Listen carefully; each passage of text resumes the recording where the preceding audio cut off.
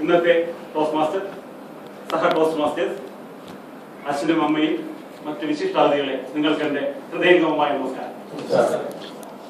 സ്വാതന്ത്ര്യം എന്ന വാക്ക് മനസ്സിലേക്ക് ഓടിയെത്തുമ്പോൾ ഒരുപാട് മുഖങ്ങൾ, നമുക്ക് മുന്നേ കടന്നുപോയ ചില വേറിട്ട പാതകങ്ങൾ ഓടി വരികയാണ് മനസ്സിലേക്ക്.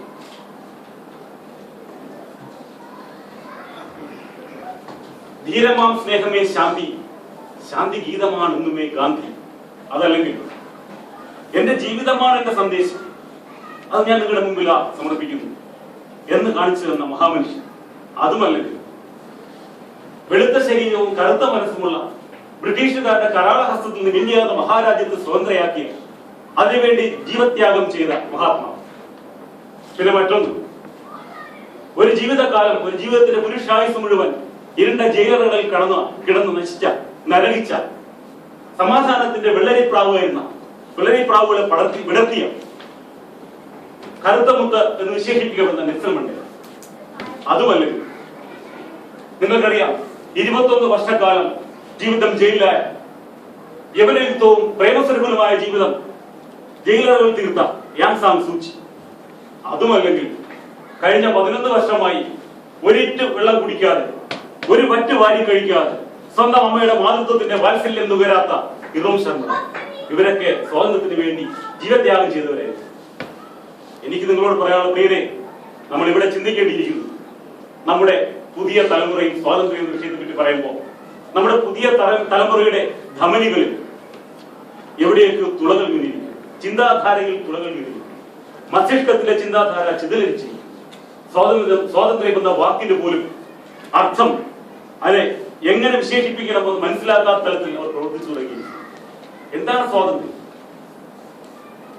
വ്യക്തി സ്വാതന്ത്ര്യം മാത്രമാണോ നമ്മുടെ മുമ്പിലുള്ളത്? സാമൂഹ്യ സ്വാതന്ത്ര്യം മാത്രമാണ്? മറ്റൊരു തന്നെ സ്വാതന്ത്ര്യ കടക്കൽ കത്തിവെക്കുന്നിടത്ത് എന്റെ അവകാശം തീരുന്നു എന്ന് പറയുമ്പോൾ, പക്ഷെ ഞാൻ ചെയ്യുന്നത് അവനവൻ ആത്മസുഖത്തിന് ആചരിക്കുന്നവ അവരെന്ന് സുഖത്തിനായി വരയണം എന്ന് പ്രസ്താവിച്ച മഹാമനുഷ്യൻ കടന്നുപോയ മണ്ണാണ് നമ്മുടെ ഭാരതം. അതൊക്കെ നമ്മൾ മറന്നുപോയിരിക്കും. സമരം എന്ന് ഒരുപാട് പ്രാവശ്യങ്ങൾ കേൾക്കുകയും അറിയുകയും വായിക്കുകയും മനസ്സിലാക്കിയൊക്കെയാണ് സമരം. സത്യാഗ്രഹം ഒരു സമരമാണ്, നിരാഹാരം മറ്റൊരു സമരമാണ്, നിൽപ്പു സമരം വരെ നമ്മൾ കണ്ടു. പക്ഷെ അറിയുക, ഈ സമരങ്ങൾക്ക് പിന്നിൽ ഒരു ത്യാഗമുണ്ടായി. ഈ സ്വാതന്ത്ര്യ പ്രഖ്യാപനങ്ങൾക്ക് മുമ്പിൽ ഒരു ത്യാഗമുണ്ടായി. നമ്മൾ ചിന്തിക്കേണ്ടിയിരിക്കുന്നത് എന്താണ് ത്യാഗം? വാത്സല്യത്തിൽ ത്യാഗമുണ്ട്, അമ്മയുടെ വാത്സല്യത്തിൽ ത്യാഗമുണ്ട്. തിരിഞ്ഞു നോക്കൂ, അനുഭവങ്ങളിലേക്ക് നോക്കൂ. നമ്മുടെ ഭക്തിയിൽ ത്യാഗമുണ്ട്, നമ്മളെടുക്കുന്ന നോമ്പുകളിലും എല്ലാത്തിലും ത്യാഗത്തിന് അംശമുണ്ട്. ഈശ്വരഭക്തിയിൽ ത്യാഗമുണ്ട്. ത്യാഗമില്ലാതെ നമുക്കൊന്നും നേടാനാണ്. ജീവിതം തന്നെ ഒരു ത്യാഗമാണ്. അതുകൊണ്ട് തന്നെ ആലോചിച്ച് നോക്കുക, നമ്മൾ പറയുന്ന സ്വാതന്ത്ര്യം എന്ന വാക്കിന് അർത്ഥതലങ്ങൾ നമ്മൾ നൽകുമ്പോൾ അതിന് നമ്മൾ വിഭാവന ചെയ്യുന്ന അർത്ഥമുണ്ട്, അല്ലെങ്കിൽ നമ്മൾ കാണുന്ന കാഴ്ചപ്പാടുണ്ട്. അവിടെയാണ് ഞാൻ പറയുന്നത് നമ്മളൊരു പുനർചിന്തനം ചെയ്യേണ്ടിയിരിക്കുന്നു. പുതിയ തലമുറ അവകാശപ്പെടുന്ന സ്വാതന്ത്ര്യം, എക്സാം ഉദാഹരണത്തിന് ഞാൻ പറയുന്നു, ആംഗലേയ ഭാഷ എക്സാമ്പിൾ ഒന്ന് പോയി ഞാൻ ഉദാഹരണം പറയുന്നു. വസ്ത്ര സ്വാതന്ത്ര്യം, ഞാൻ എന്ത് ധരിക്കണം അത് എന്റെ ഇഷ്ടം. എന്റെ ആംഗലേയ ഭാഷയിൽ പറയുമ്പോൾ എന്റെ കൺവീനിയൻസ് അല്ലെങ്കിൽ എന്റെ സൗകര്യപ്രദമായ അവസ്ഥ ഞാൻ ധരിക്കുന്നു. ശരിക്കും ഇത് വളരെ വ്യക്തമായി നമ്മൾ ചിന്തിക്കേണ്ടതാണ്. എനിക്കിഷ്ടം തുണിയില്ല എന്ന് ഞാൻ പറഞ്ഞാൽ അത് അംഗീകരിക്കുവാൻ നമ്മൾ തയ്യാറാകും. അപ്പോ സ്വാതന്ത്ര്യം പറയുമ്പോൾ ആ സ്വാതന്ത്ര്യം സംരക്ഷിക്കപ്പെടേണ്ട ആവശ്യം അത് എങ്ങനെയായിരിക്കണം എന്ന് നമ്മൾ മനസ്സിലാക്കിയിരിക്കണം. അതിനാണ് നമ്മൾ ഒരു ഭരണഘടന വിഭാവനം ചെയ്യുന്നത്. ആ ഭരണഘടനയ്ക്ക് അനുസൃതമായിട്ട് വേണം നമ്മൾ ജീവിക്കേണ്ടത്. അതുകൊണ്ട് തന്നെ പുതിയ സ്വാതന്ത്ര്യ പ്രഖ്യാപനങ്ങൾ, പുതിയ സമരമുറകൾ സ്വീകരിക്കുമ്പോൾ നമുക്ക് അവർക്ക് പറഞ്ഞു കൊടുക്കാനുള്ളത്, വിദ്യാഭ്യാസം എന്നുകൊണ്ട് ലക്ഷ്യമാക്കുന്നത് തന്റെ മാത്രം ജീവിതചര്യ നോക്കുവാനുള്ളതല്ല, മറിച്ച് സാമൂഹ്യ നന്മയ്ക്കും സാമൂഹ്യ പ്രതിബദ്ധതയ്ക്കുമുള്ള ഒരു അവകാശം, അത് സംരക്ഷിക്കേണ്ട ആവശ്യകത അവർ ബോധമുണ്ടാക്കുവാണ്. പക്ഷേ വിധി വൈപരീത്യം എന്ന് പറയട്ടെ, ഇന്ന് വിദ്യാഭ്യാസം കൊണ്ട് നമ്മൾ നോക്കുന്നത് ഉദ്യോഗം എന്ന ഒറ്റ കടമമാണ്. അതിന് വിദ്യാഭ്യാസം കൊണ്ട് കിട്ടുന്ന ഒരു ഉപോൽപ്പന്നമാണ് ജോലി എന്ന് പറഞ്ഞ് മനസ്സിലാക്കി കൊടുക്കാൻ പോലും സമൂഹം മറന്നുപോയിരിക്കുന്നു.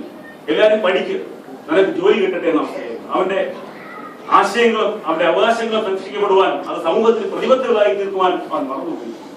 എനിക്ക് നിങ്ങളോട് ഇപ്പൊ പറയാനുള്ളത്, ഒരു സംസ്കാരവും ഇല്ലാന്ന് പറഞ്ഞ, ഒരു വിദ്യാഭ്യാസവും ഇല്ലെന്ന് പറഞ്ഞ, യാതൊരു തരത്തിലും ഒരു പാരമ്പര്യം അവകാശപ്പെടില്ലാത്ത മൈലം വാങ്ങുന്ന സ്ത്രീ കേരളത്തിൽ ഉണ്ടായിരുന്നു. വാച്ചുകളിൽ ഒരു ജലത്തിന് വേണ്ടി ഭൂമി മാതാവിന്റെ നീര് വറ്റിച്ച് വിട്ട് കാശാക്കുന്ന അധികാരവർഗങ്ങൾക്കെതിരെ നിൽപ്പ് സമരം പോലെ കാലങ്ങളോളം അവിടെ ഒരു മറവച്ചു കെട്ടി അവിടെ മരിക്കാൻ തയ്യാറാകുന്ന മൈലം അവർക്ക് ആവശ്യപ്പെടാൻ മറ്റൊരു വിദ്യാഭ്യാസം ഒരു സംസ്കാരവും ഇല്ല. പക്ഷെ ആ സമരത്തിൽ ഒരു ത്യാഗമുണ്ടായിരുന്നു, അവർക്കൊരു കാഴ്ചപ്പാടുണ്ടായിരുന്നു. അതുമല്ലെങ്കിൽ കുറച്ച് മുന്നോട്ട് പോയ നാലുകെട്ടിന്റെ അകത്തങ്ങളിൽ ആണ്ടുപോയ വിധവാ സമൂഹത്തെ ഒരുപാട് സ്ത്രീകളെ കൈപിടിച്ചാലയെ ചുമർത്തേക്ക് കൊണ്ടുവന്ന് വിപ്ലവാത്മകമായ സമരം നടത്തുന്ന VT ഭട്ടതിരിപ്പാട് ലക്ഷ്യമുണ്ടായി. സ്വാതന്ത്ര്യ പ്രഖ്യാപനത്തോടൊപ്പം ഒരു സമൂഹത്തെ മൊത്തം അന്ധകാരത്തിൽ നിന്നും സദാചാരം എന്ന് പറയുന്ന വിരുദ്ധാചാരത്തിനെതിരെ പ്രതികരിക്കുവാനുള്ള ശേഷിപ്പുണ്ടായി. അവ ചൂണ്ടിക്കാണിക്കുവാൻ, എടുത്തു പറയുവാൻ ആ സമരങ്ങൾക്കും ആ സ്വാതന്ത്ര്യ പ്രഖ്യാപനങ്ങൾക്കും വ്യക്തമായ ലക്ഷ്യബോധമുണ്ടായി. ഇന്നത്തെ തലമുറയ്ക്ക് നഷ്ടപ്പെട്ടിരിക്കുന്നു എന്നാണ് എന്റെ കാഴ്ചപ്പാട്.